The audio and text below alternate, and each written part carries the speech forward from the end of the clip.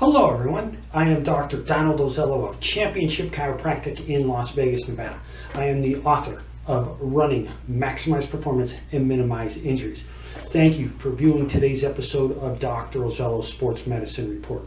Please feel free to go to my website, championshipchiropractic.com, where you can get additional information on the book and you can connect with me on other social media platforms.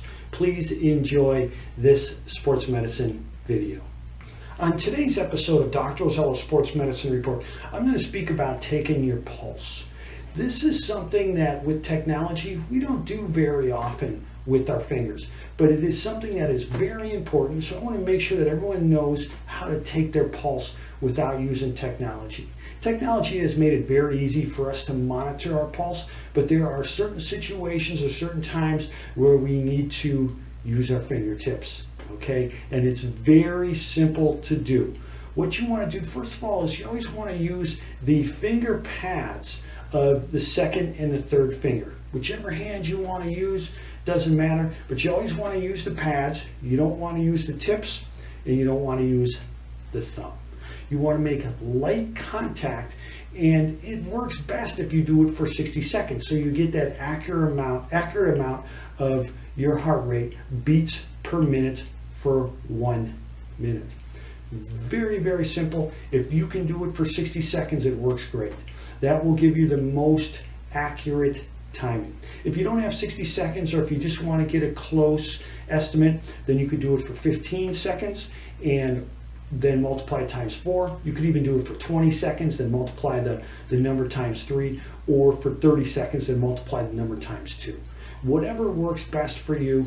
Like I said, I recommend you do it for the total minute because this way you'll get the exact number. But there are certain times where maybe you just want to get a quick count, so you do it for 15 seconds or 20 seconds or 30 seconds. If that works for you, that's perfectly fine. There are various spots that you can take the pulse. These are areas where the arteries run very close to the surface. So the arteries are very superficial. The most common place to do it is right here. This is called the radial pulse. It is on the front part of the forearm towards the thumb, so it's the anterior lateral forearm, and you want to get in between. There's a big bone right there, that's the radius bone, and then there is tendons for muscles that go into the hand. So right between there and just a little bit down from the wrist, and you put the finger pad on there. I can feel my pulse right now. And obviously you want to have a clock or some type of timer there that allows you to look at that time so you could get your 1 minute time frame in. If you don't want to take it here, you could also take it at the carotid artery up on the neck. There are other areas too. You could do it on the foot. Really, whatever is most convenient for you. Most people find it very simple and easy to do to find the radial pulse right here at the radial artery, and that's the easiest one for most folks to do. You're going to get a very accurate count. The pulse actually is measuring your heart rate. Everyone pretty much knows that, but I just wanted to make sure. That's why I said that. The pulse is how many times your heart beats per minute. You can take your pulse in a variety of positions. You can take it standing, sitting, laying down, really whatever position that you're in. If you're at the gym, you can do it while you're standing. If you're running, you do it while you're standing. Do it while you're seated. A great time to take your pulse is the very first thing in the morning. When you wake up, before rising out of bed, take the radial pulse.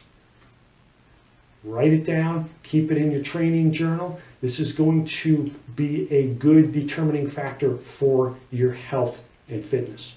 And the reason I say that is because in most cases, the pulse, our heart rate, is an amount of efficiency of our cardiovascular fitness.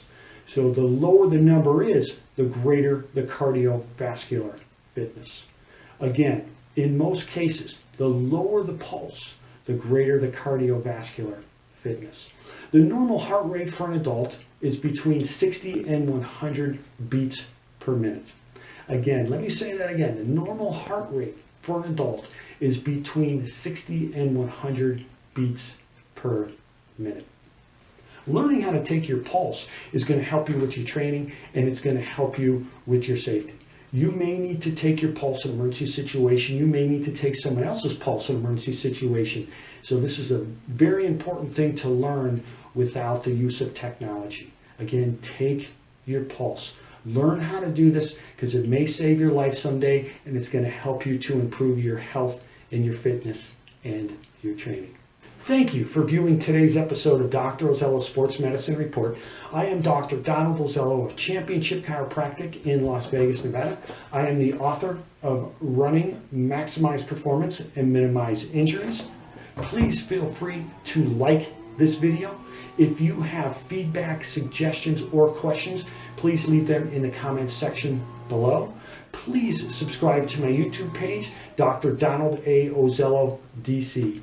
Thank you very much for viewing today's episode. Always remember, train hard, train smart, stay injury-free, and accomplish your goals.